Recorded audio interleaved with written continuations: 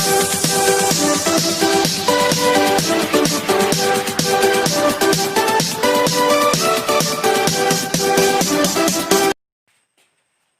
दोस्तों, स्वागत है आपका अपने YouTube चैनल पर।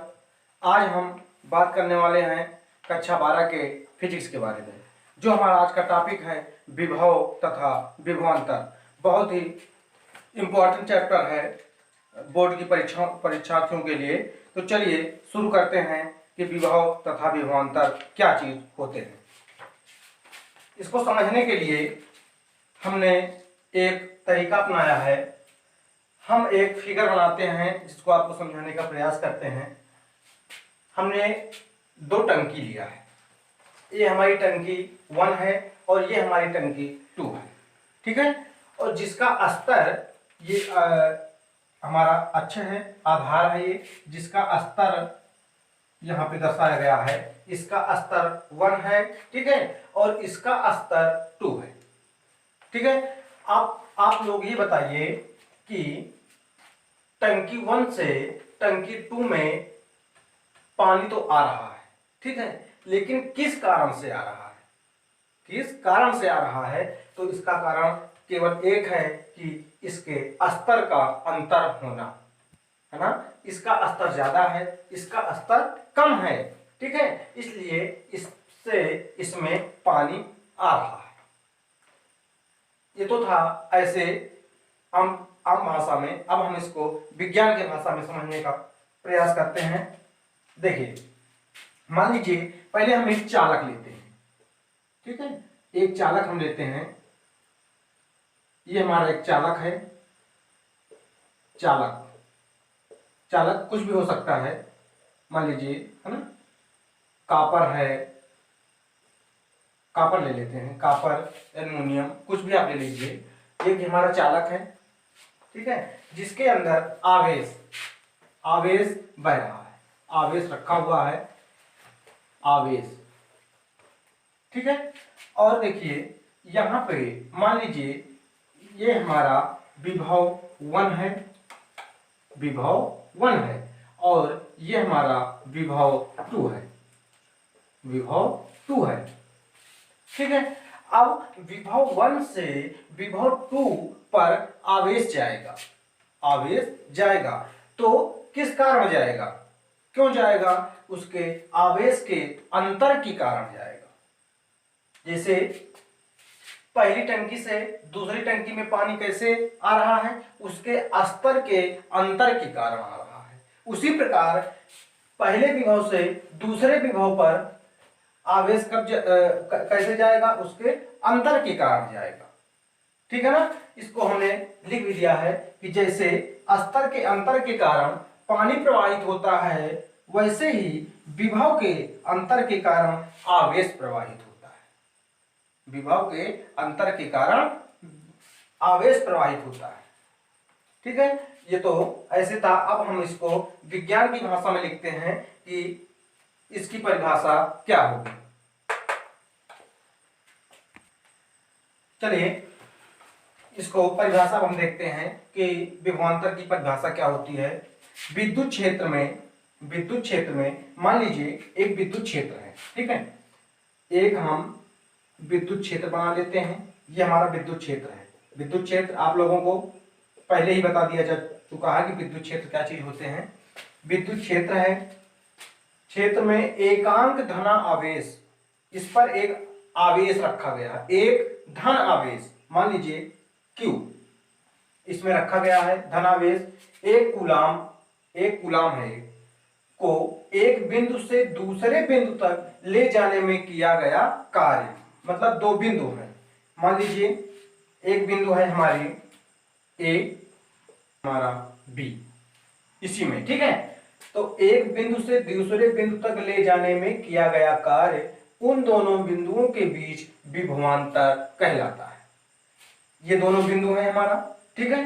ये दो हमारे बिंदु हैं, इनको एक बिंदु से दूसरे बिंदु तक ले जाने में किए गए कार्य, मान लीजिए ये यहां से यहां तक आना है हमें, बी से ए तक किया गया कार्य, उन दोनों बिंदुओं के बीच विभवांतर कहलाता है, विभव का अंतर कहलाता है, विभव का अंतर ही विभवांतर कहलाता है। तो देखिए यहाँ पे मान लीजिए हमारा कोई आवेश रखा हुआ है, भाई एक कूलाम को तो हम उठा नहीं सकते हैं, मान लीजिए एक परीक्षण आवेश ले लेते हैं, परीक्षण आवेश है हमारा Q0, Q0। अब हम इसी पर विभवांतर की गणना करेंगे। कैसे करेंगे, चलिए इसको हम देखते हैं कि मान लीजिए ये हमारा परीक्षण आवेश था, ठीक है, और माना परीक्षण आवेश को B से A तक, B से परीक्षण आवेश के द्वारा B से A तक किया गया कार्य, B से A तक किया गया कार्य अगर W हम मान लेते हैं, तो परीक्षण आवेश जो हमारा Q0 है उसके द्वारा कितना कार्य हो रहा है, W हो रहा है, ठीक है। और तब एक कूलाम आवेश के द्वारा कितना कार्य किया जाएगा, कितना कार्य किया जाएगा, W बटे Q बेस 0।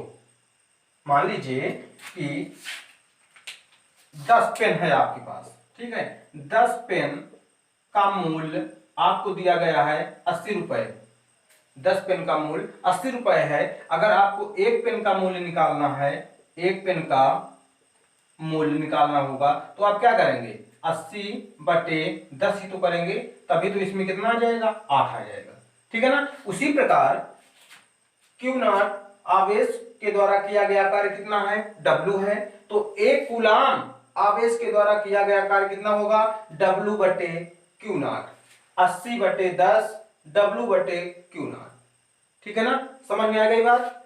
इसी प्रकार इसी को हम क्या कहते हैं, विभवांतर कहते हैं, इसी को हम विभवांतर कहते हैं। किसका विभवांतर, B से A बिंदु तक, B से A बिंदु का हम इसे विभवांतर कहेंगे, जिसे हम प्रदर्शित करेंगे VAB equal to W upon Q0, W upon Q0। इसको इतना लिख सकते हैं, या इसको आप ऐसे लिखना चाहें तो लिख सकते हैं VB minus VA equal to W upon Q0, विभव का अंतर B से A बिंदु तक, ठीक है ना। तो इसका अंतर ही हमारा क्या कहलाता है, विभवांतर कहलाता है। तो घबराने की बात नहीं है, आप लोग इसको अच्छे से समझिए, आप लोगों को जरूर समझ में आ जाएगा। अब हम चलते हैं इसके अगले टॉपिक की तरफ। चलिए देखते हैं, अगला टॉपिक है हमारा विभव। विभव क्या चीज होता है, विद्युत क्षेत्र में स्थित, विद्युत क्षेत्र रहेगा हमारा, मान लीजिए ये हमारा विद्युत क्षेत्र है में स्थित किसी बिंदु पर एकांक आवेश को, एक आवेश है हमारा Q को अनंत से लाने में किया गया कार्य उस बिंदु का विभव कहलाता है। एक बिंदु है हमारा, मान लीजिए A है, ठीक है, इसको कहां से लाना है हमें, इनफाइनाइट से लाना है, अनंत से लाना है। तो यही चीज है हमारा कि विद्युत क्षेत्र में स्थित किसी बिंदु पर एकांक आवेश को अनंत से लाने में जो कार्य किया जाता है वही हमारा क्या कहलाता है, विभव कहलाता है, ठीक है ना। ये विभव और विभवांतर में बस थोड़ा सा अंतर है, आप लोग बिल्कुल ध्यान देना, नहीं तो आप लोग कंफ्यूज हो जाएंगे।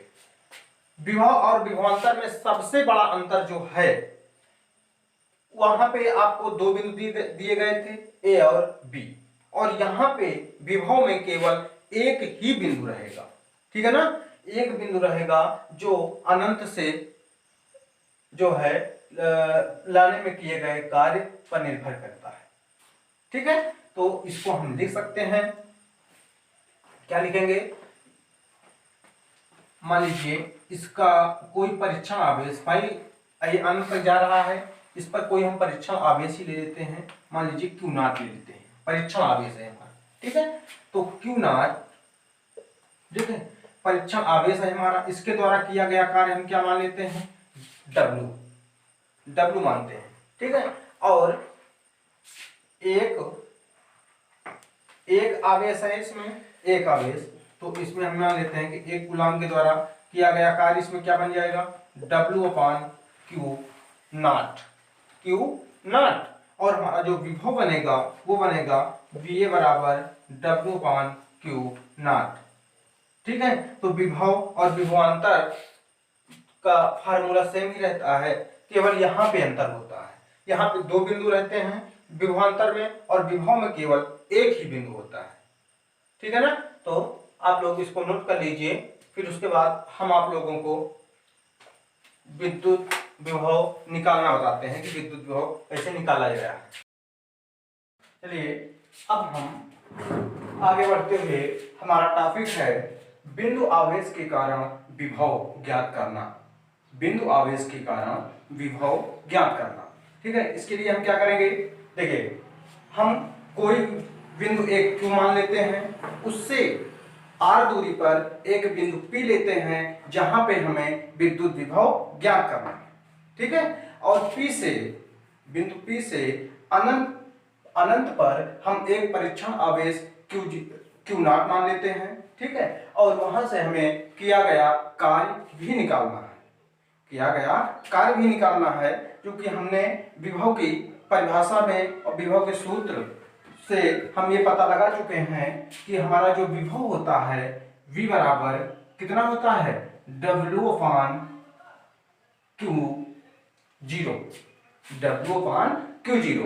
ये किसका सूत्र है, विभव का सूत्र है। ठीक है ना, तो इसको हम ये देखिए फिगर यहाँ बना दिए हैं। यहाँ पे एक आवेश है हमारा Q, जिससे R दूरी पर एक बिंदु हमने P मान लिया है जहां पे हमें विद्युत विभव की गणना करनी है। ठीक है, और इसके लिए हम क्या करते हैं, एक अनंत मान लेते, अनंत बिंदु से बिंदु P तक लाने में किया गया कार्य भी निकालना पड़ेगा विभव निकालने के लिए। कल हमने विभव में ये चीज पिछले वीडियो में हमने आप लोगों को बताया था कि विभव कैसे ज्ञात किया जाता है। तो विभव के लिए हम क्या करते हैं, अनंत से बिंदु P तक पहले हमें क्या निकालना पड़ता है, उसके द्वारा किया गया कार्य निकालना पड़ता है। वही चीज है इसमें। इसको हमने क्या माना, देखिए माना एक बिंदु आवेश Q से R दूरी पर स्थित एक बिंदु P है। R दूरी पर स्थित एक बिंदु P है जहां हमें विभव की गणना करनी है। ऐसा करने के लिए हमें एक परीक्षण आवेश Q0 है हमारा, को अनंत से बिंदु P तक लाने में किया गया कार्य निकालना है। वही चीज जब हमने आपको बताया, अनंत से बिंदु P तक लाने में किया गया कार्य निकालना है। उसके पश्चात हम समीकरणों के उपयोग से विद्युत विभव निकाल सकते हैं। ठीक है, यही चीज था हमारा। अब देखिए ये चित्र से स्पष्ट हो गया जो हमने ये लिखा। ठीक है, आपको ये लिखना पड़ेगा। उसके बाद देखिए अब हम क्या करते हैं कि मान लीजिए यहां पे लिखिए कि माना Q से Q0 की दूरी x है, तो मान लीजिए ये हमारा Q है, यहाँ पे बिंदु P है हमारा, और यहाँ पे Q0 हमारा एक परीक्षण आवेश अनंत से लाया गया है जो रखा हुआ है। इसकी दूरी हम मान लेते हैं कितना है, x है। ठीक है, और इसको हम थोड़ा सा विस्थापित कर देते हैं, अल्पतम विस्थापन जिसे कहा जाता है। तो अल्पतम विस्थापन के लिए ये बहुत थोड़ा दूर इधर आएगा, तो इस यहाँ पे हम मान लेंगे कितना आया, मान लीजिए dx आया। dx बहुत अल्पतम है, तो इसके लिए हम क्या कहेंगे कि ये अल्पतम दूरी dx तय किया है। ठीक है, और तो अब हम इसमें क्या लिखेंगे, देखिए जो हमारे विस्थापन बनेगा वो विस्थापन को हम क्या करेंगे, Q से Q0 पर हम क्या निकालेंगे, इनके बीच बल ज्ञात करेंगे कि कितना बल लगाया जा रहा है इस पे। और बल निकालने के लिए हमारा फार्मूला हम शुरुआत में ही पढ़ चुके हैं कूलाम बल। कूलाम बल है दो बिंदुओं के मध्य स्थिर बल को हम कूलाम बल कहते हैं। और कूलाम बल से ही हम इसको निकालेंगे, जो हमारा बल बनेगा वो कितना बन जाएगा, दो बिंदुओं के बीच बल कितना होता है, K into Q1 Q2 upon R square. Q1 Q2 क्या होता है भाई, कूलाम बल का सूत्र क्या होता है, F बराबर K Q1 Q2 upon R square. ठीक है, और Q1 क्या है, पहला आवेश, Q2 क्या है, दूसरा आवेश, और R क्या होती है यहाँ पे, उसके बीच की दूरी होती है। इसलिए यहाँ पे पहला आवेश हमारा क्या है, Q है, और दूसरा आवेश हमारा कितना है, Q0 है। ठीक है, तो हम यहाँ पे लिखते हैं इसको कि K इंटू Q0 अपॉन, और इसके बीच की दूरी कितनी मानी हुई है, x मानी हुई है, तो हम यहाँ क्या बना देंगे, x स्क्वायर बना देंगे। ठीक है, ये तो हमारा कितना आया, ये बल आया इसमें कि इसमें इतना बल कार्य कर रहा है। अब हम इसके बीच क्या निकालेंगे, कार्य निकालेंगे कि इनके बीच कितना कार्य किया गया। तो कार्य निकालने के लिए हम क्या करेंगे,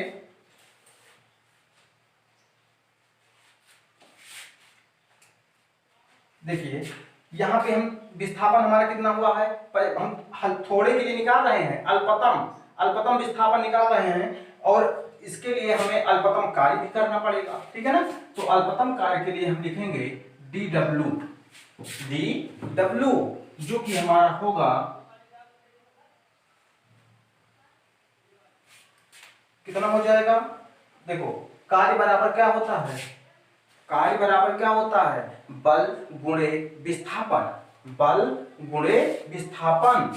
तो बल हमारा क्या है, F है, सूत्र लिख लीजिए, कार्य बराबर बल गुणे विस्थापन, विस्थापन। ठीक है ना, और कार्य को अल्पतम कार्य है इसलिए हम dw लिखते हैं। उसके बाद बल हमारा Fi है, और विस्थापन हमारा कितना हो रहा है, dx हो रहा है, और कैसा हो रहा है, विपरीत दिशा में हो रहा है ना, विपरीत दिशा में हो रहा है, इसलिए हम यहाँ पे क्या लिखेंगे, माइनस का dx। माइनस हमें क्या दर्शाता है, विपरीत दिशा दर्शाता है। ठीक है ना, माइनस हमें क्या दर्शाता है, विपरीत दिशा दर्शाता है। अब हम क्या करेंगे, इसमें इसकी वैल्यू रखते हैं, कार्य और बल की वैल्यू जब रखेंगे, अब हम क्या करेंगे, देखिए जो हमारा dw बराबर f इंटू माइनस का dx है, यहाँ पर हम f की वैल्यू रखते हैं। मान लीजिए इसको हम समीकरण 1 मान रहे हैं और इसको समीकरण नंबर 2 मान रहे हैं। ठीक है, और समीकरण f से मान हम यहाँ रखेंगे, समीकरण 2 से f का मान इसमें रखिए आपको, तो यहाँ पे बन जाएगा dw बराबर f की वैल्यू हमारी है k q into Q0 upon x square, और हमारा माइनस का dx तो है ही है ना, ये वाला माइनस का dx ये है, या इसको हम लिखेंगे dw बराबर minus k q into Q0 upon x square into dx। ये किसके लिए कार्य हुआ, ये अल्पतम कार्य हुआ हमारा। ठीक है, अब देखिए, अब हम लिखेंगे क्या, अनंत से बिंदु P तक लाने में किया गया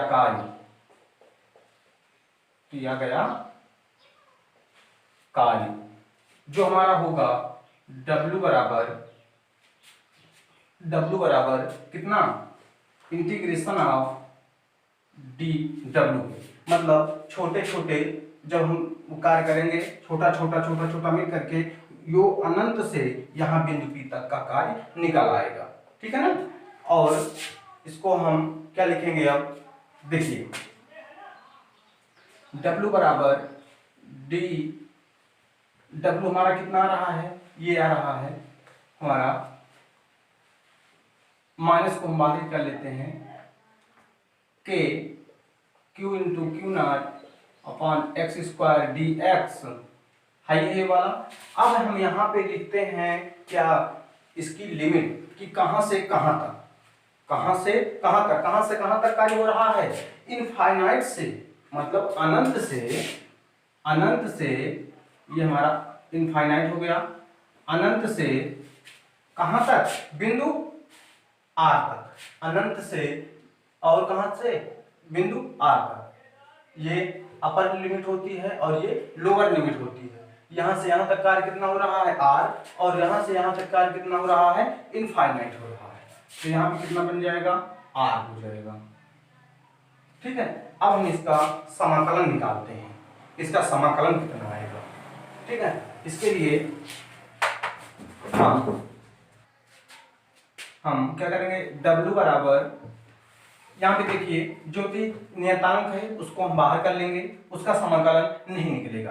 क्या क्या चीज नियतांक है? माइनस का के, Q इंटू क्यू नॉट बाहर हो जाएगा, और हमारा बचेगा क्या? ये इनफाइनाइट है, यहाँ पे R है, बचा क्या हमारा? 1/x² dx। ठीक, अब हम 1/x² का समाकलन करेंगे। ये कितना आएगा?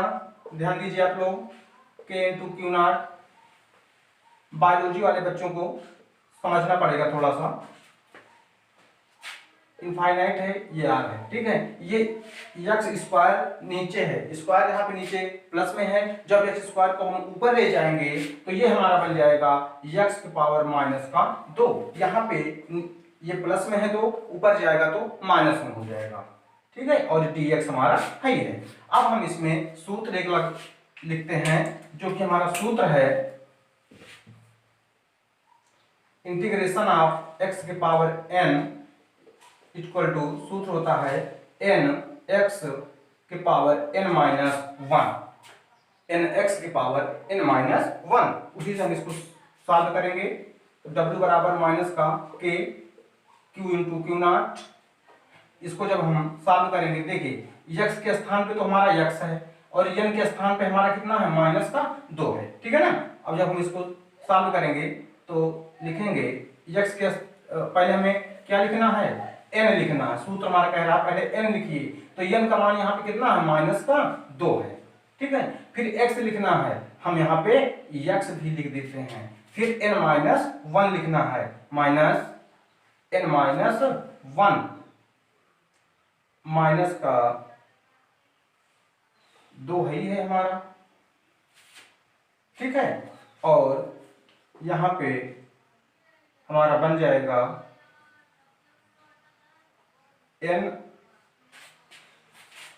x⁻n सॉरी गलत हो गया है सूत्र, यहाँ पे थोड़ा आप लोग भी ध्यान दीजिए। x⁻n का ये हमने अवकलन लिख दिया था, ये समाकलन नहीं है। यहाँ पे समाकलन का सूत्र होता है x⁻n का x⁻n+1 बटे n+1। x⁻n का समाकलन का सूत्र होता है x⁻n+1 बटे n+1, ठीक है ना। तो इसलिए यहाँ पे अब बनेगा हमारा x⁻n+1, तो x के स्थान पर x है और पावर में n+1, मतलब -2 + 1 और बटे -2 + 1 हो जाएगा। और जो हमारा लिमिट है हम अब यहाँ लिखेंगे इनफाइनाइट से r। अब w बराबर माइनस का k q into Q not. अब हमारा क्या बनेगा? देखिए एक में से जब हम 2 घटाएंगे तो हमारा कितना आएगा? -1 आएगा। x के पावर हम -1 लिखेंगे, और 1 में से जब हम 2 घटाएंगे तब हमारा कितना हो जाएगा? -1 हो जाएगा, ठीक है। और लिमिट हमारा इनफाइनाइट से r है ये वाला।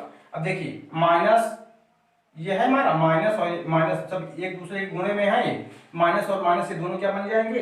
प्लस बन जाएंगे। और w बराबर हमारा बन जाएगा k q इंटू Q0। एक का काम खत्म हो गया, 1 बटे कुछ नहीं। तो यहाँ देखिए x की पावर -1 है, इसको हम नीचे लाएंगे तो हमारा कितना बन जाएगा? +1 x हो जाएगा, ठीक। इसकी पावर 1 हम लिख सकते हैं। अब हमारा इनफाइनाइट और r है, ठीक है। अब हम इस पे लिमिट रखते हैं। जब हम लिमिट रखेंगे तब हमारा बनेगा k q into Q not. अब पहले हम x के स्थान पर r रखेंगे, फिर x के माइनस लगा के x के स्थान पर इनफाइनाइट रखेंगे। पहले अपर लिमिट रखते हैं, फिर माइनस लगा करके लोअर लिमिट रखते हैं, ठीक है। तो 1/x⁻n आर बन गया हमारा, फिर माइनस लगाएंगे 1/, अब एक्स के स्थान पर इनफाइनाइट रखेंगे, इनफाइनाइट बन गया है। अब W बराबर के क्यू इंटू क्यू नॉट को हम एक से मल्टीप्लाई करेंगे, एक रहेगा, और बटे में कितना है हमारा आर है, और एक बटे इनफाइनाइट क्या हो जाएगा, 0 हो जाएगा। इसको आप बना के लिख लेना कि 1/इनफाइनाइट होता है हमारा 0। ठीक है, अब हम क्या करेंगे, इसको हम यहां पे लिख देते हैं कि W का मान जो है हम कहाँ रखेंगे, अब समीकरण 1 में रखेंगे। ठीक है, W का मान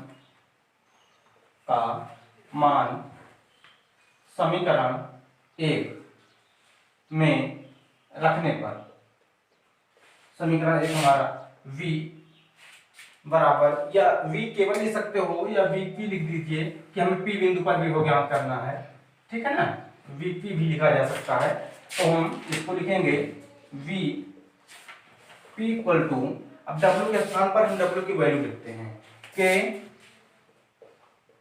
Q into Q not upon R बटे कितना है हमारा क्यू नॉट, क्यू नॉट से क्यू नॉट कैंसिल हो जाएगा, बचेगा हमारा V P इक्वल टू के क्यू अपॉन R। ठीक है, ये हमारा बिंदु आवेश के कारण विभव का सूत्र होता है। इसको इतना लिख सकते हैं, या आप इसको लिख दीजिए Vp बराबर के की वैल्यू क्या होती है 1/4 pi epsilon not into Q upon R। इसको इतना भी लिखा जा सकता है। ठीक है ना, तो इस तरह से हमारा बिंदु आवेश के कारण विद्युत विभव निकल के आ चुका है। आप लोग इसको नोट कर लीजिए, जहां पे न समझ में आया हो आप लोगों को हम एक बार फिर से समझा दे रहे हैं। देखिए, शुरू से देखिए आप लोग।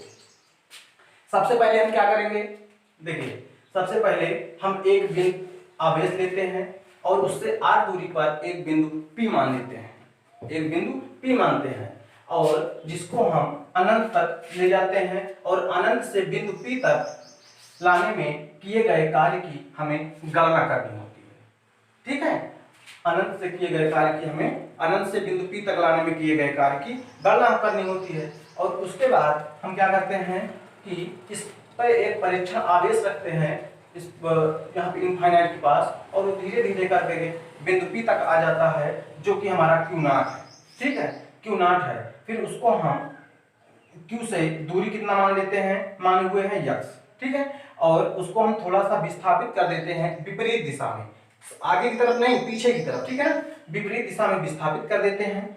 ठीक है, जो जिस पर विस्थापित करने के बाद जो बल लगता है उसको हम कूलाम बल से ज्ञात करते हैं। यह बराबर के Q1 Q2 upon R square, R के स्थान पर x रहेगा हमारा। ठीक है, फिर उसके बाद हम इसके द्वारा किया गया कार्य ज्ञात करते हैं। कार्य बराबर हमारा सूत्र होता है बल गुणे विस्थापन। अब बल हमारा है F। ठीक है, और विस्थापन हमारा कितना हो रहा है, dx हो रहा है, और किधर हो रहा है, विपरीत दिशा में हो रहा है। यहाँ पे हम माइनस का चिन्ह लगा देंगे। फिर उसके बाद देखिए, इसको हमने हल किया, f की वैल्यू हमने यहाँ से रखा, f की जो वैल्यू निकल के आई है, और dx हमारा है ही है। उसके बाद अनंत से बिंदु P तक लाने में किया गया कार्य की अब हम गणना करेंगे, जो कि हमारा मेन है, इसी को हमें ज्ञात करना है। ठीक है, और फिर W बराबर हम निकालेंगे इंटीग्रेशन ऑफ dW, मतलब अब थोड़े थोड़े कार्य करके हम पूरा कार्य कर सकते हैं ना, समझ लो ना बात को। हम बिल्कुल आज थोड़ा कार्य किए, फिर थोड़ी देर बाद फिर थोड़ा कार्य किए, तो हमारा कार्य तो पूरा होगा ही ना। उसी प्रकार थोड़ा थोड़ा करके हम इसका कार्य निकाल लेते हैं पूरा। तो W बराबर dW, और dW हमारा कितना आया है, ये आया है के Q into Q not upon x square dx, और कहाँ से कहाँ तक निकालना है, इनफाइनाइट से बिंदु R, इनफाइनाइट से बिंदु R के बीच का। तो W बराबर माइनस के Q और क्यू नॉट, ये हमारा नेतांक बन गया। इनफाइनाइट से R हमारा लिमिट है, और 1/x स्क्वायर हमारा बच गया। ठीक है, उसके बाद यहाँ पे ये प्लस में है, ऊपर भेजेंगे इसको हम माइनस में हो जाएगा ये, उसके बाद इसमें हम समाकलन का सूत्र लगा देंगे x के पावर n का, x के पावर n+1 बटे n+1। यहाँ पे हमने फार्मूला लगाया इसको, और फार्मूला लगाने के बाद हमारा ये बना n+1 बटे n+1। एक में से दो घटाएंगे -1 होगा, एक में से दो घटाएंगे -1 होगा, माइनस और ये माइनस जो हमारा होगा प्लस, और x के पावर -1 है, नीचे हम भेजेंगे x की पावर x1 बन जाएगा, और फिर हम लिमिट रखते हुए चले आ रहे हैं। अब x के स्थान पे पहले हम r रखेंगे, फिर माइनस लगा करके इनफाइनाइट रखेंगे। उसके बाद ये हमारा आ गया 1/r हमारा हाई है, और 1/इनफाइनाइट जो होता है हमारा 0 के बराबर होता है। ठीक है, अब इस w की वैल्यू को हम समीकरण 1 में रखते हैं। समीकरण 1 में हमने जब रखा तो ये हमारा Q0 से Q0 कैंसिल हो गया, बचा हमारा KQ/R या 1/4πε0 इंटू Q/R, जो कि हमारा बिंदु आवेश के कारण विभव का सूत्र कहलाता है। ठीक है ना, आप लोग इसको नोट कर लीजिए। फिर उसके बाद अब हम आगे बढ़ते हुए इसी क्रम में इस आप लोगों को बताएंगे बिंदु आवेश के कारण उसके अक्ष पर अक्षीय स्थिति में विद्युत विभव ज्ञात करना, फिर उसके बाद निरक्षीय बताएंगे। तो आप लोग उसको नोट कर लीजिए, फिर उसके बाद बताते हैं। चलिए अब हम चलते हैं अपने अगले टॉपिक की तरफ। अगला टॉपिक हमारा विद्युत द्विध्रुव के अक्ष पर स्थित विद्युत विभव। इसको भी हम वैसे सॉल्व करेंगे जिस प्रकार हमने विद्युत क्षेत्र निकाला था अक्ष की विद्युत द्विध्रुव के अक्ष पर विद्युत क्षेत्र ज्ञात करना, अक्ष पर विद्युत क्षेत्र ज्ञात है। उसी प्रकार हम विद्युत विभव ज्ञात करेंगे इसके अक्ष पर, फिर उसके निरक्ष पर। ठीक है ना, तो जिन्होंने अभी विद्युत क्षेत्र निकालना अक्ष पर नहीं देखा है वो हमारे चैनल पे जा करके प्लेलिस्ट है, और वहाँ पे आपको पहले चैप्टर में है ये, वहाँ पे आपको वीडियो मिल जाएगी, आप लोग जा करके उसको देख लेंगे तो आप लोगों को समझ में आ जाएगा कि अक्ष क्या चीज़ होता है और निरक्ष क्या चीज़ होता है। ठीक है ना, तो चलिए शुरू करते हैं आज का ये टॉपिक जो हमारा है कि अक्ष पर हम विद्युत विभव कैसे ज्ञात करते हैं। तो अक्ष पे विद्युत विभव ज्ञात करने के लिए सबसे पहले, जैसे कि नाम से ही पता चलता है कि सबसे पहले हम निकालेंगे इसको हम ज्ञात करेंगे द्विध्रुव। इसका द्विध्रुव क्या चीज होता है देखिए, तो हम एक द्विध्रुव लेते हैं, ये +Q और ये -Q। द्विध्रुव की हमारी परिभाषा क्या होती है? द्विध्रुव की समान आवेश परंतु विपरीत दिशा में, समान आवेश परंतु विपरीत दिशा में कोई आवेश अगर 2a दूरी पर रखा है तो वो द्विध्रुव कहलाता है। समान आवेश परंतु विपरीत अगर 2a दूरी पर रखा है तो वो हमारा द्विध्रुव कहलाता है। मतलब 2a दूरी पर, 2a दूरी कहाँ है हमारी? ये हुई हमारी यहाँ से यहाँ तक 2a दूरी। ठीक है, और 2a दूरी ये कैसे बनती है? मान लीजिए ये हमारा द्विध्रुव है, इसका मूल बिंदु यहाँ पे है, यहाँ पे है। ठीक है, और यहाँ से यहाँ तक की दूरी हमारी कितनी है? a है।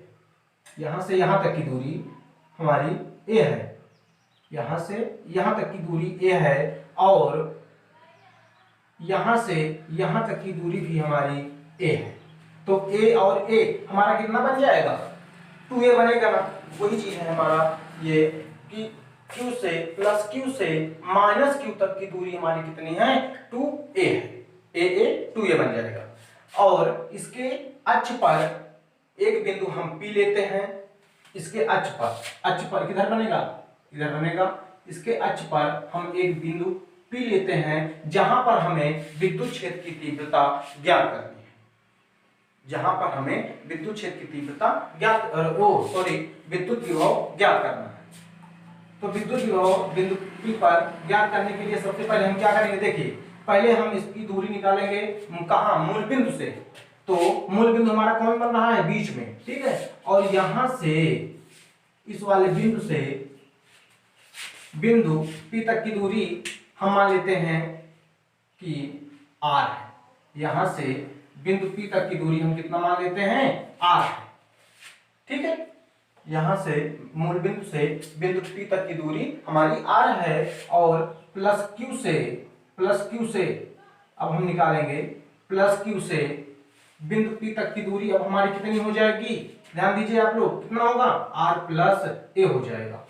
कैसे होगा, देखिए यहाँ से यहाँ तक की दूरी कितनी है, r है, तो इतनी दूरी हम और चलेंगे ना, तो r और यहाँ से यहाँ तक कितना a है, तो r प्लस a बन जाएगा हमारा, ठीक है।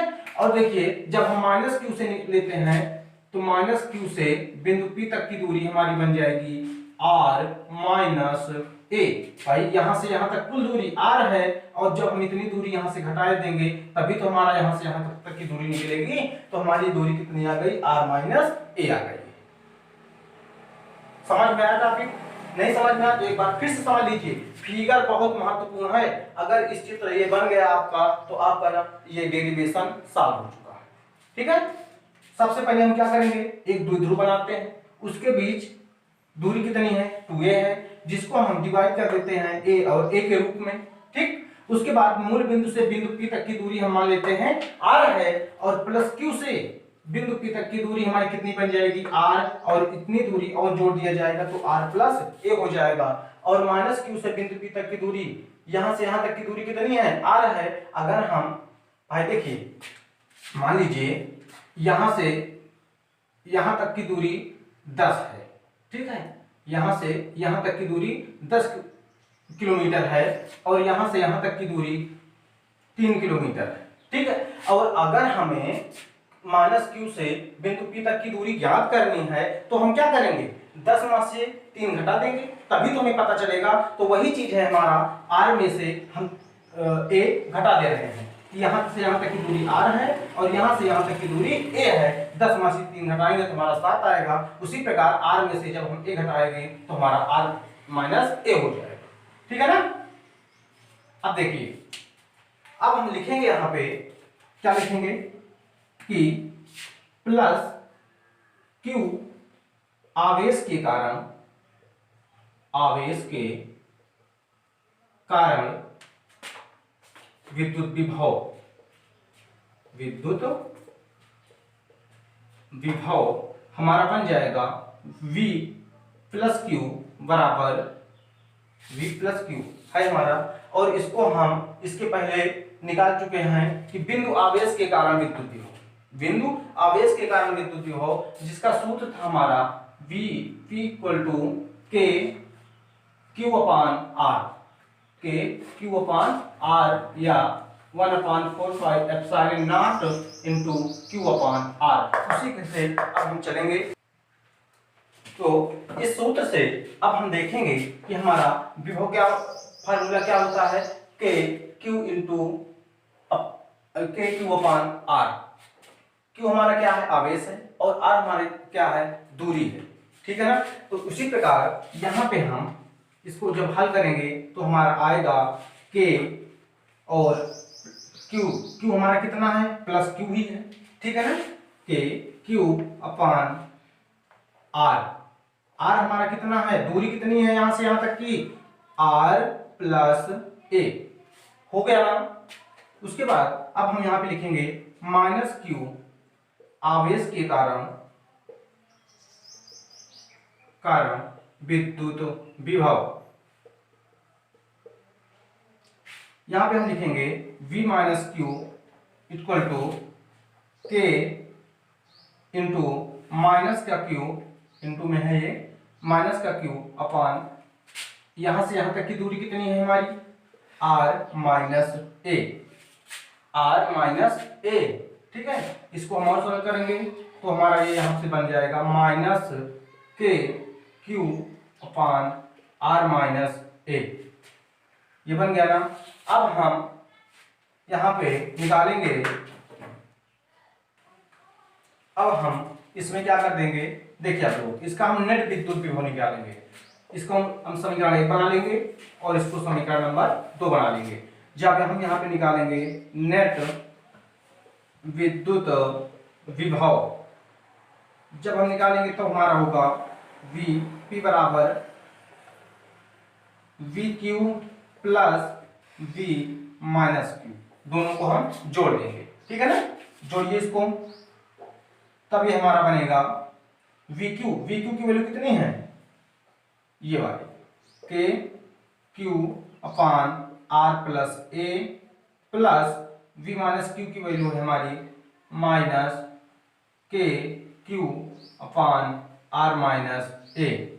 ठीक है, अब हम जब इसको आगे सॉल्व करेंगे तब हमारा देखिए यहाँ से K Q हमारा कॉमन मिल रहा है, तो हम K और Q कॉमन ले लेंगे अंश में। ठीक है,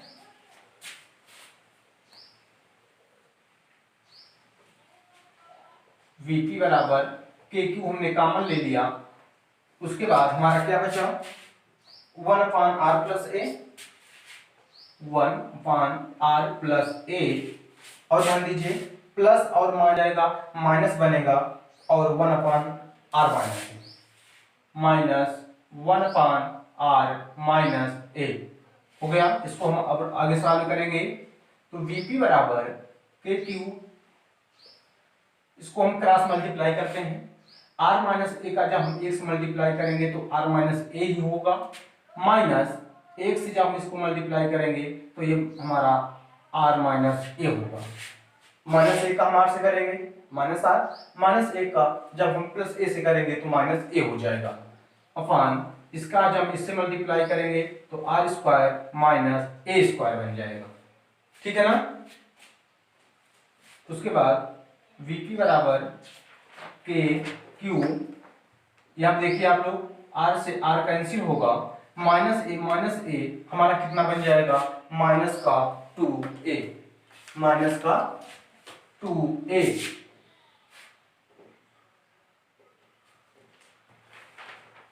माइनस का 2a। ठीक है,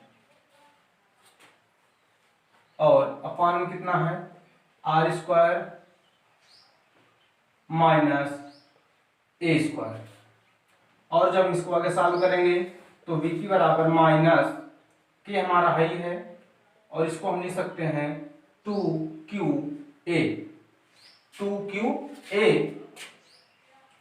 अपान r स्क्वायर माइनस ए स्क्वायर। ठीक है, उसके बाद अब हम ध्यान देंगे आप लोग 2QA हमारा क्या बना है विद्युत द्विध्रुव आघूर्ण, विद्युत द्विध्रुव आघूर्ण का यह सूत्र है जो होता है P के बराबर, P बराबर 2QA।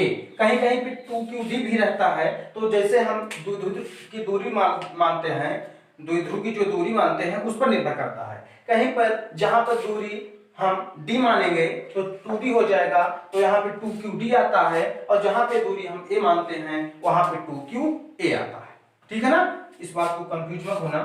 तो P बराबर हमारा कितना होता है 2QA, तो 2Q स्थान पर हम लिखेंगे P, और इसको हम दर्शा देंगे कि R हमारा A से बहुत बड़ा है या A R की तुलना में नगण्य है या 0 है।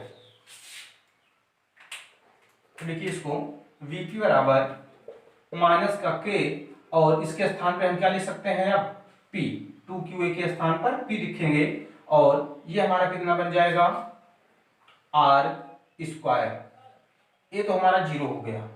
ठीक है ना, अब यही हमारा सूत्र होता है अक्ष पर विद्युत विभव का। Vp बराबर हम इतना ले सकते हैं कि माइनस KP अपान R स्क्वायर या माइनस 1/4πε0 इंटू P अपान R स्क्वायर। ठीक है ना, दोनों सूत्र होते हैं ये, आप किसी भी प्रकार से इसको ले सकते हैं। तो आप लोग इसको नोट कर लीजिए, समझ में आ गया होगा सब लोगों को। अगर नहीं आया है तो एक बार फिर से देख लीजिए, यहाँ पे हम बता दे रहे हैं आपको। ठीक है, हमने आपको बताया ही था। अब यहाँ पे हम क्या करते हैं, पहले प्लस क्यू आवेश के कारण विद्युत विभव निकालते हैं। प्लस क्यू आवेश के कारण तो विद्युत विभव का जो हमारा बेसिक फार्मूला है वो कितना होता है KQ अपान R या 1/4πε0 इंटू Q अपान R। उसी पे हम चलते हुए देखते हैं कि Q हमारा Q ही है अपान R क्या होता है दूरी होती है। तो यहाँ से यहाँ तक की दूरी हमारी कितनी है R प्लस a, इसको हम समीकरण 1 बना लेते हैं। उसके बाद माइनस Q आवेश के कारण विद्युत विभव हम जब क्या करेंगे तो हमारा K इंटू Q के स्थान पर हमारा माइनस Q है, माइनस Q हमने रखा, और यहाँ से यहाँ तक की दूरी हमारी R माइनस a है, वो हमने लिखा। ठीक, फिर यहाँ पे हम नेट विद्युत विभव निकालते हैं, दोनों को जोड़ देंगे। दोनों को हमने जब जोड़ा तो हम क्या करते हैं KQ हमने कॉमन ले लिया, कॉमन लेने के बाद हमारा ये बचता है। उसके बाद क्रॉस मल्टीप्लाई किया हमने, इसका हमने 1 से मल्टीप्लाई किया ये आया, आर प्लस ए का हमने 1 से मल्टीप्लाई किया, जो कटा हमने काट दिया। उसके बाद के क्यू और ए हमारा बन गया माइनस का 2a, ठीक, और माइनस का के ही है 2a क्यू हमने लिखा, 2qa हमने लिखा, जिसके बराबर जो होता है p के बराबर जो होता है हमारा विद्युत द्विध्रुव आघूर्ण। तो 2qa को हमने p बना दिया और r को हम बना लेते हैं a की, r जो है a की तुलना में बहुत बड़ा है या a r की तुलना में नगण्य है, ठीक है। और तो ये 0 हो जाता है और माइनस के पी अपॉन आर स्क्वायर बचता है, या के की हम जो वैल्यू रखते हैं तो हमारा ये आ जाता है, ठीक है। तो आप लोगों इसको नोट कर लीजिए। उसके बाद फिर हम आप लोगों को बताएंगे निरक्ष पर स्थित विद्युत विभव। चलिए अब हम बात करते हैं विद्युत द्विध्रुव के निरक्ष पर स्थित विद्युत विभव। अभी हमने निकाला अक्ष पर, अब हम निकालेंगे निरक्ष पर, ठीक है ना। अगर वीडियो आप लोगों को अच्छी लग रही है तो आप लोग लाइक करते रहिए और कमेंट में हमें जरूर बताइए कि आप लोग को वीडियो कैसी लगी, जैसे हमें वीडियो बनाने में और आसानी हो। तो चलिए इसके लिए भी हम सबसे पहले एक द्विध्रुव बनाते हैं। हमने एक द्विध्रुव बनाया समान आवेश विपरीत दिशा में, जिसके बीच की दूरी कितनी है, यहां से यहां तक की दूरी हमने 2a मान लिया, ठीक है ना। और जिसके मूल बिंदु से हम एक निरक्ष बनाते हैं, ये हमारा निरक्ष बन गया है, ठीक, जिस पर हम एक बिंदु P मान लेते हैं जहां पर हमें विद्युत विभव ज्ञात करना है, ठीक है। इसको हम इससे मिला देते हैं और इसको इससे मिला देते हैं, ठीक है। यहां पे हमारा बिंदु है O मान लेते हैं, और तो ये पूरा हमारा 2a है, तो यहां से यहां तक की दूरी हमारी कितनी होगी, a होगी, और यहां से यहां तक की दूरी हमारी a होगी। कैसे होगी इसके पहले हमने आपको बता दिया है। उसके बाद यहां से O से बिंदु P तक की दूरी हम मान लेते हैं r है, ठीक। तो आप लोग अब ध्यान दीजिए कि ये कोण हमारा कैसा बन रहा है, समकोण बन रहा है, समकोण बन रहा है ना। तो ये हमारा लंब हो गया, ये आधार हो गया। अब हम क्या निकालेंगे, कर्ण निकालेंगे। और कर्ण निकालने के लिए आप थोड़ी देर के लिए कक्षा 8 में पहुंच जाइए। आप लोगों ने पढ़ा होगा पाइथागोरस प्रमेय, पढ़ा है ना। क्या होता है, कर्ण का वर्ग बराबर लंब का वर्ग प्लस आधार का वर्ग, ठीक है। तो हम निकालेंगे, और कर्ण का सूत्र होता है कर्ण का वर्ग बराबर लंब का वर्ग प्लस आधार का वर्ग, ठीक है। और तो कर्ण हमारा कितना है नहीं पता, यहाँ पे हम एक दिन a और इसको b मान लेते हैं, तो AP है हमारा, मान लेते हैं AP। और लंब हमारा कितना है, r है, r स्क्वायर लिखते हैं, प्लस आधार कितना है, यहाँ से यहाँ तक a है, a स्क्वायर लिखते हैं। a और AP बराबर हम स्क्वायर हमारा जब इधर आएगा बराबर में तो बन जाता है अंडर रूट, स्क्वायर जब भी इधर आता है बन जाता है under root, r square plus a square. तो AP की वैल्यू हमारी कितनी आ गई, under root r square plus a square, ठीक है। अब आप लोग ध्यान दीजिए, जिस प्रकार इसमें आया है PAB में, त्रिभुज POA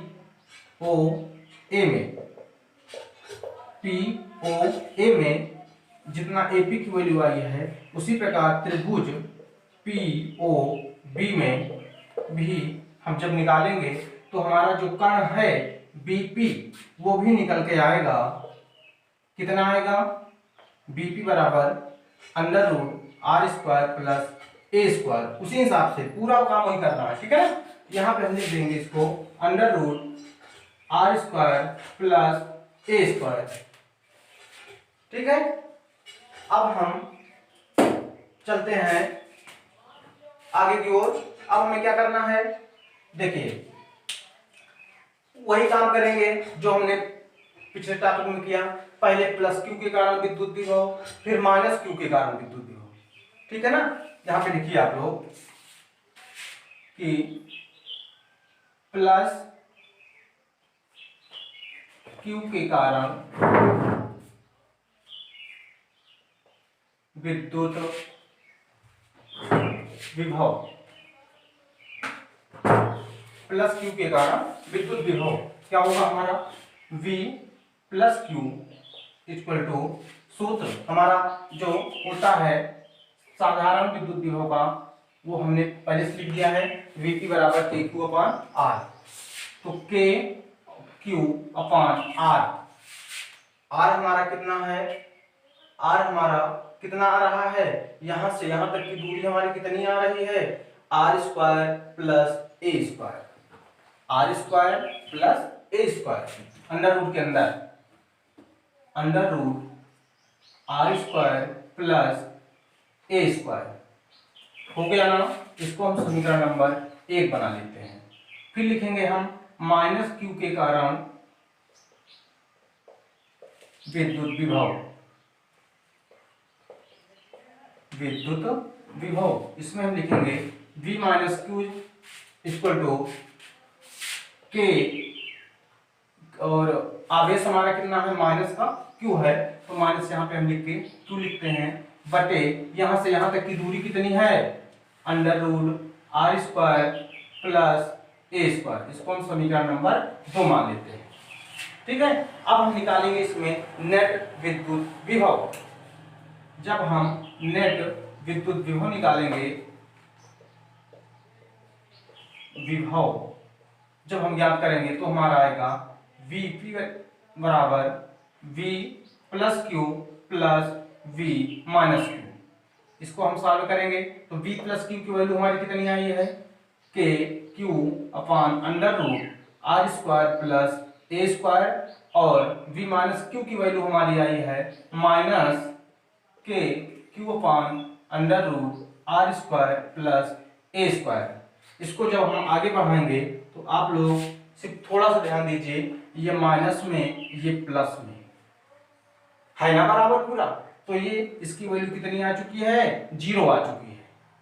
ठीक है, तो हम कह सकते हैं कि विद्युत द्विध्रुव के निरक्ष पर विद्युत विभव का मान 0 होता है।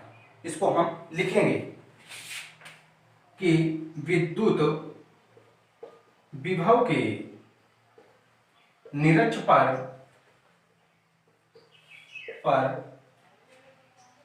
विद्युत द्विध्रुव लिखेंगे, विद्युत द्विध्रुव के निरक्ष पर विद्युत विभव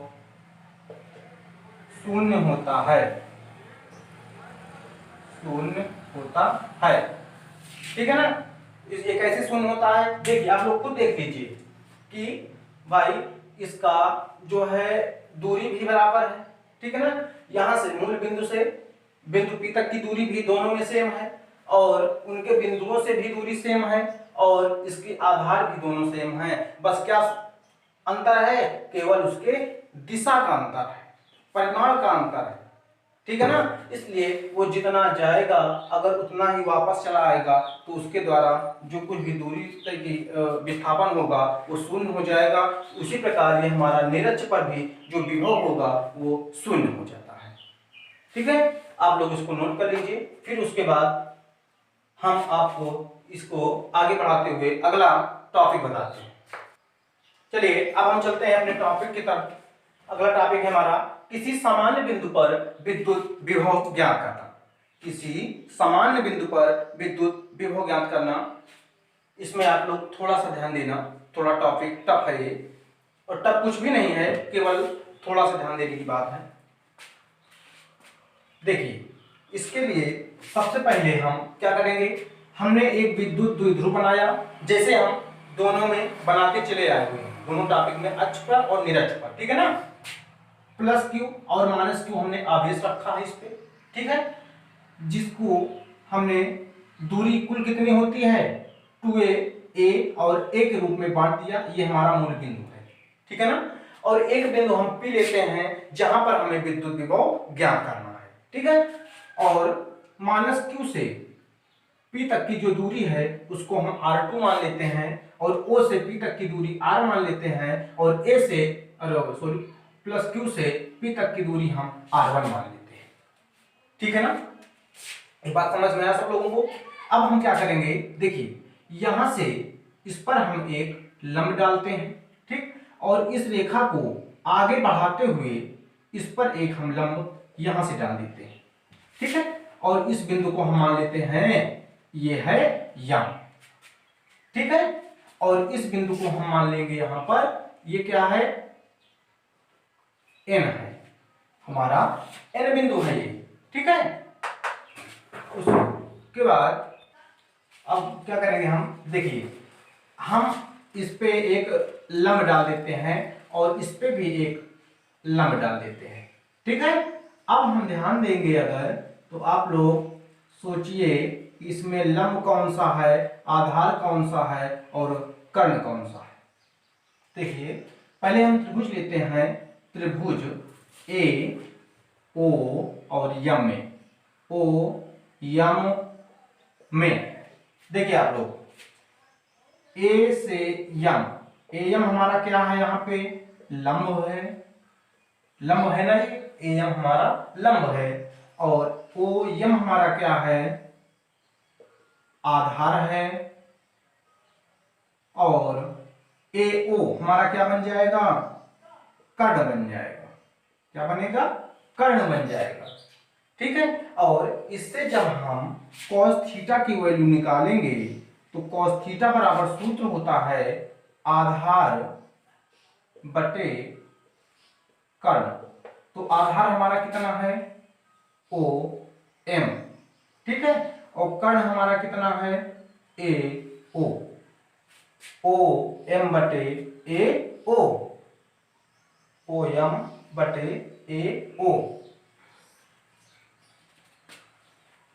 अब हम चलते हैं दूसरे त्रिभुज में, त्रिभुज है हमारा कौन सा, बी ओ एन में, बी ओ एन में हमारा क्या बन रहा है, लंब कौन सा है इसमें, बी और एन क्या बन रहे हैं, लंब हैं, तो बी एन हमारा हो जाएगा लंब, बी एन हमारा क्या बन रहा है, लंब, और ओ एन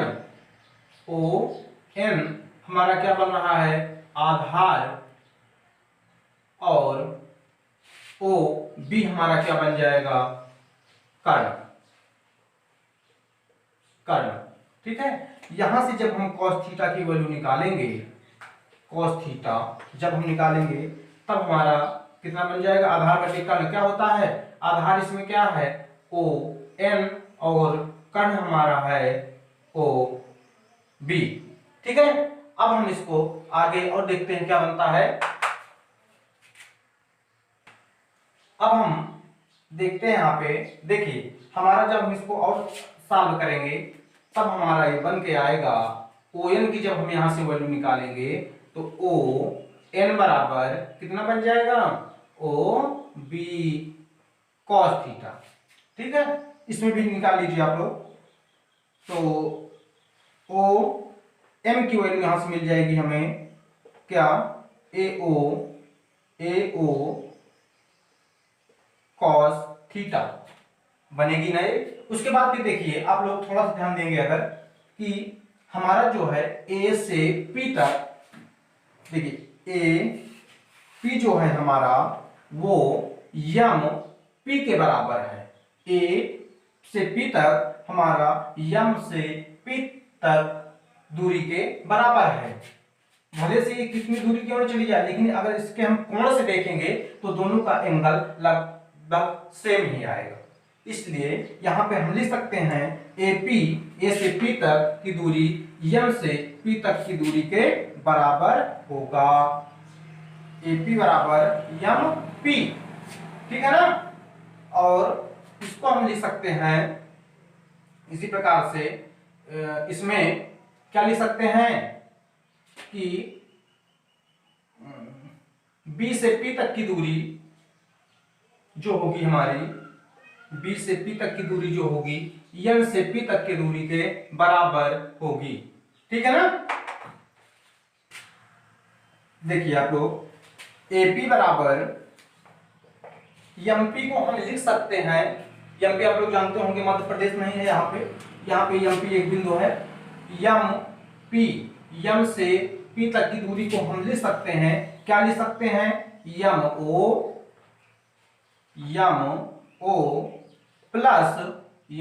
प्लस ओ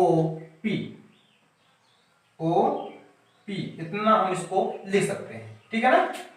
जब हम इतना और इतना पूरा जोड़ देंगे तो हमारा यम से पी तक बराबर आएगा। उसी प्रकार इधर हम लिख सकते हैं, क्या लिख सकते हैं, जो हमारा है बीपी बराबर हम लिख सकते हैं एनपी को हम लिख सकते हैं ओ पी बराबर ओपी माइनस ओपी में से जब हम इतनी दूरी घटा देंगे तो हमारा एन से पी तक की दूरी निकल आएगी, माइनस ओ एन, ठीक है ना।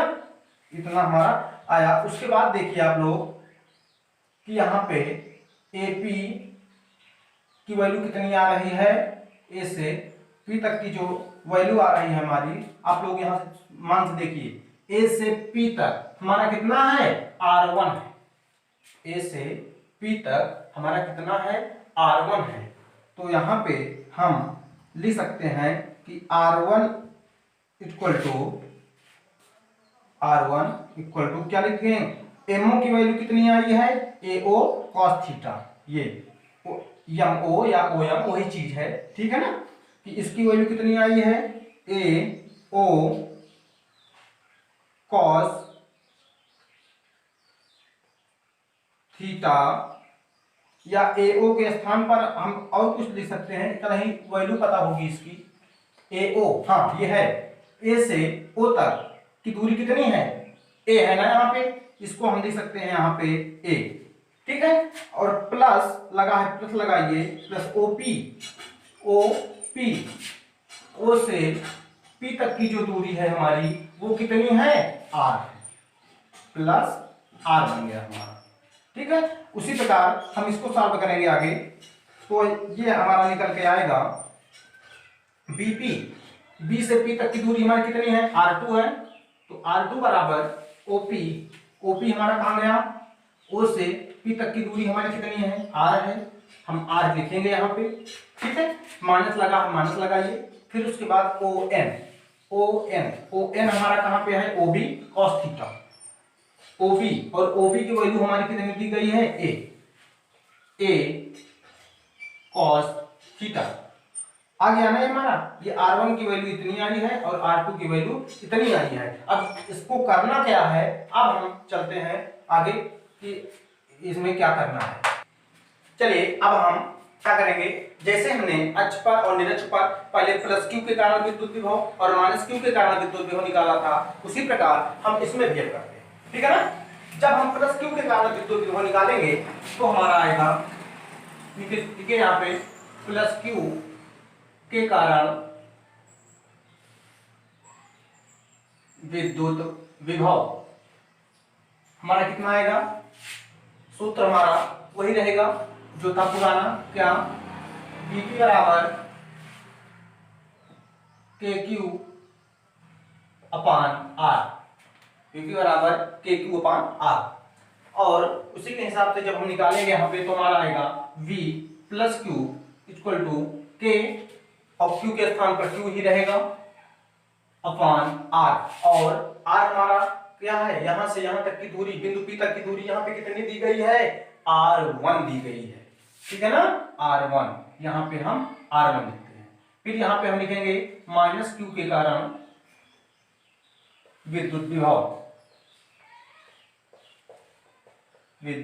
विभव, ये हमारा कितना निकल के आएगा, देखिए V minus Q equal to minus KQ upon R2, भाई यहां से यहां तक की दूरी कितनी है, R2 है ना, R2 हम लिखेंगे, ठीक है। अब उसके बाद अब हम निकालते हैं इसका नेट विद्युत विभव, इसको हम समीकरण 1 बनाएंगे, इसको समीकरण 2 बनाएंगे।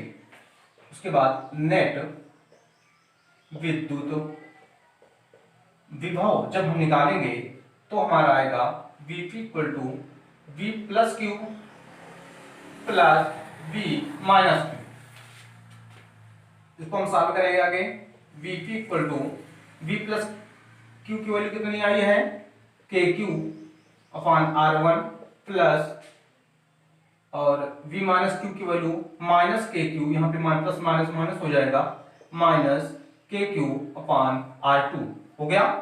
अंश हमको कॉमन मिल जाएगा के क्यू के रूप में, हम के क्यू कॉमन ले लेते हैं और यहाँ पे हमारा आएगा 1/R1 माइनस 1/R2 हो गया।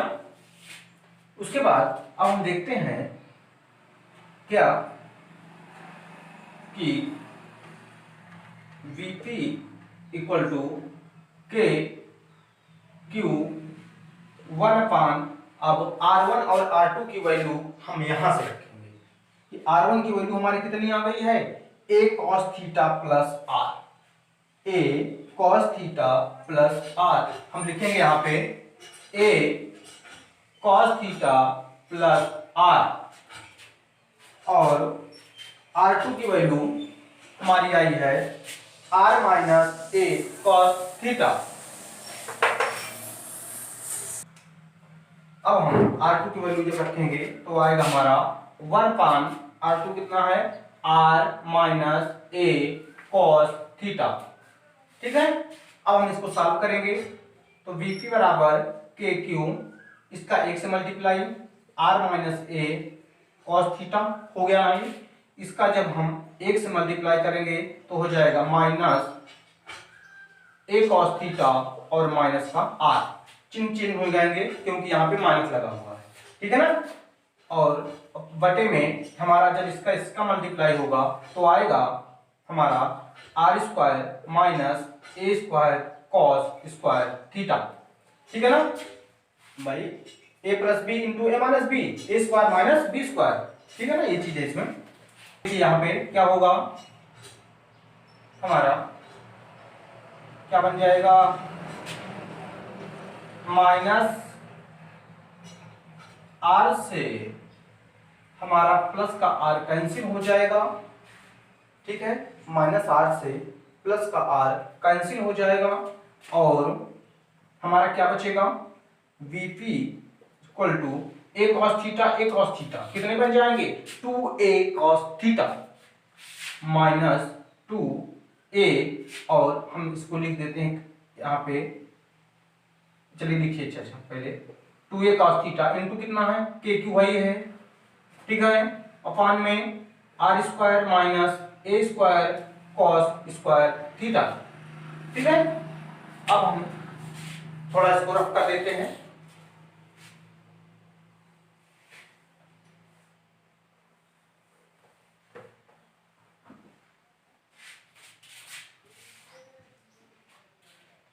जिन्होंने मान लीजिए ना नोट किया हो, थोड़ा सा वीडियो को रिवाइज करके पीछे करके आप लोग उसको नोट कर लेना, ठीक है, हमने ध्यान नहीं दिया तो आप लोगों को पहले स्क्रीनशॉट के लिए कहते। अब देखिए हम क्या करेंगे, यहाँ पे Vp equal to minus 2a, सब एक दूसरे के गुणे में हैं और Q हम पहले लिख लेते हैं 2aq, फिर k है और cos थीटा है, ठीक है, अपॉन, अब हम यहां पे दर्शा देंगे क्या, r स्क्वायर केवल, और यहां पे लिख देंगे कि r जो है a से बहुत बड़ा है या r की तुलना में नग्न है। जब a 0 होगा, या अभी मत दिखाइए, इसके नीचे दिखा देंगे, Vp इक्वल टू, देखिए k हमारा है ये यहाँ पे, और 2aq हमारा क्या होता है, 2aq विद्युत द्विध्रुव आघूर्ण, जिसको हम लिखते हैं p बराबर 2qa, और माइनस लगा है, माइनस लगा रहने दीजिए, cos थीटा है हमारा, cos थीटा भी रहेगा, इसको भी लिखिए आप अभी यहाँ पे, a square cos square theta upon r square minus a square cos square theta, या Vp इक्वल टू माइनस के p cos theta upon r square. अब यहाँ पे हम लिख देंगे कि r a की तुलना में बहुत बड़ा है या a r की तुलना में बहुत नगण्य है या 0 है। जब a 0 होगा तो cos थीटा की वैल्यू भी 0 हो जाएगी, 0 को हम cos थीटा से गुणा करेंगे, ये जीरो हो जाएगा। ठीक है, ये हमारा निकल के आ चुका है कि किसी समान बिंदु पर जो है विद्युत विभव का मान होता है माइनस का Kp cos theta upon r square. ठीक है, तो आप लोग इसका उसके बाद इसके बारे में कुछ महत्वपूर्ण बातें आप लोगों को हम बताते हैं। चलिए अब हम आप लोगों को बताते हैं कि समान बिंदु पर अगर इसके कोण को बदल दिया जाए तो इसके मान में क्या क्या परिवर्तन होते हैं। आप लोग को अभी जो हम बताएंगे आप देख करके हैरान हो जाएंगे कि काश ये पहले पता होता। क्या पता होता? देखिए, जो समान बिंदु पर जो विद्युत विभव होता है भाई, ये द्विध्रुव होता है पहले।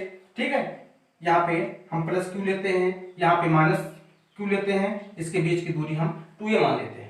और किसी समान बिंदु के लिए हम एक बिंदु हवा में लेते हैं, कहीं पे भी मान लीजिए हवा में बिंदु होता है ये P, जैसे हमने यहाँ पे माना था। ठीक है, और इसको यहाँ से मिलाते हैं, यहाँ पे नहीं, इसको मूल बिंदु से मिलाया जाएगा।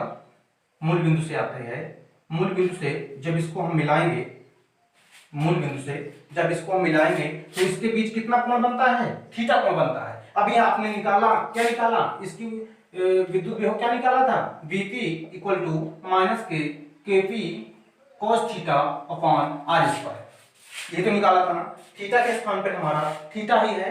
अब देखिए, इसकी दो स्थितियां हो सकती हैं, दो स्थितियां हो सकती हैं, और कौन कौन सी होती हैं? देखिए, पहली स्थिति होगी हमारी जब थीटा इक्वल टू 90 अंश होगा तो क्या होगा, और दूसरी स्थिति होगी जब थीटा इक्वल टू 0 डिग्री होगा तब क्या होगा।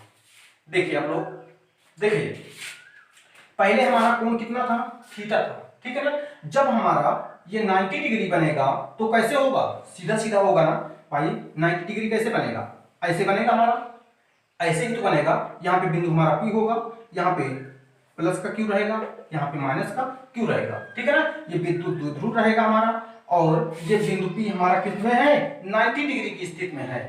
ठीक, यही कोण जो हमारा थीटा था, अगर इसको 90 डिग्री कर दिया जाए तब हम ये कह सकते हैं क्या कि इसको हम इससे मिला देंगे और इसको हम इससे मिला देंगे।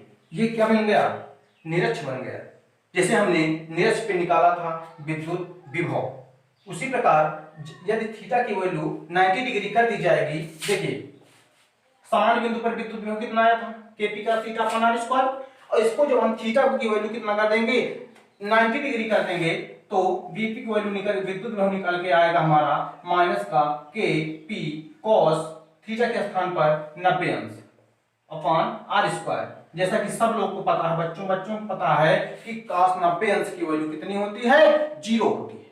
ठीक है ना, जब 0 होती है तो माइनस का Kp into 0 upon r square के इक्वल टू कितना हो जाएगा? 0 हो जाएगा। जिसको हम कह सकते हैं कि यदि समान बिंदु पर जो कोण होते हैं, अगर उनको 90 डिग्री पर अगर हम विद्युत विभव निकालेंगे तो वो निरक्ष पर चले जाएंगे, और जब निरक्ष पे चले जाएंगे तो उनका विद्युत विभव शून्य हो जाएगा। ठीक है ना, ये निरक्ष बन जाता है हमारा। पहले कोण ऐसे था, जब हम इसको 90 डिग्री पे करेंगे तो ये हमारा निरक्ष बन जाएगा, और जब अगर निरक्ष पे हम निकाल चुके हैं कि विद्युत विभव की वैल्यू शून्य होती है। ठीक है ना, उसी प्रकार जब थीटा की वैल्यू, देखिए पहले एक एंगल कितना है? थीटा है ना, और जब इसको हम 0 डिग्री पे करेंगे, 0 डिग्री पे करेंगे तो ये लाइन कहां पे चली जाएगी? ऐसे चली जाएगी, सीधी सीधी चली जाएगी। कैसे आएगी? ये पहले ये प्लस का क्यू माइनस का क्यू 2a है ये हमारा, और ये रेखा कहां पे चली जाएगी? तो ये यहाँ पे मान लीजिए सीधा ऐसे मुड़ करके यहाँ पे चली जाएगी, और ये हमारा किस पे आ जाएगा? अक्ष के रूप में आ जाएगा। जब कोण 0 अंश होगा तो विद्युत विभव उसके अक्ष पर स्थित हो जाता है। ठीक है, और जो 90 डिग्री होता है तो उसके निरक्ष पर स्थित होता है। तो अक्ष पर स्थित जब 0 अंश होगा तब यहीं से जब हम निकालेंगे इसको तो कितना आएगा? देखिए Vp इक्वल टू निकल के आएगा हमारा माइनस का Kp cos 0 डिग्री, पहले 90 डिग्री था अब 0 डिग्री है। ठीक है, और Vp इक्वल टू हमारा कितना बन जाएगा? माइनस का Kp अपॉन में r स्क्वायर है। cos 0 की वैल्यू कितनी होती है? 1 अपॉन r स्क्वायर, और Vp इक्वल टू माइनस का Kp अपॉन r स्क्वायर। यही तो होती है अक्ष पर विद्युत विभव का सूत्र। अक्ष पर विद्युत विभव का सूत्र यही होता है ना। तो आप लोगों को ये समझ में आ गया होगा। आप लोग इसको नोट कर लीजिए और जिन्होंने नोट्स नहीं बनाया है वो अच्छे से अपने नोट्स तैयार कर लीजिए, जो बोर्ड की परीक्षाएं के लिए बहुत ही उपयोगी होगी। आप लोग घबराना नहीं, आप लोगों को इससे भी अच्छी अच्छी ट्रिक आप लोगों को प्रोवाइड कराई जाती रहेगी। बोर्ड परीक्षा में आप लोगों को अब की टॉप करना है। हमारे चैनल का मकसद रटवाना नहीं बल्कि समझाना है। हम आप लोगों से वादा करते हैं कि अगर आप लोग इसी तरह आप लोग सहयोग करते रहेंगे तो आप लोगों को सफल होने से कोई रोक नहीं सकता है। तो आप लोग वीडियो को लाइक कीजिए, अपने चैनल को सब्सक्राइब कीजिए और ज़्यादा से ज़्यादा मात्रा में वीडियो को शेयर कीजिए। Thank you for watching my video.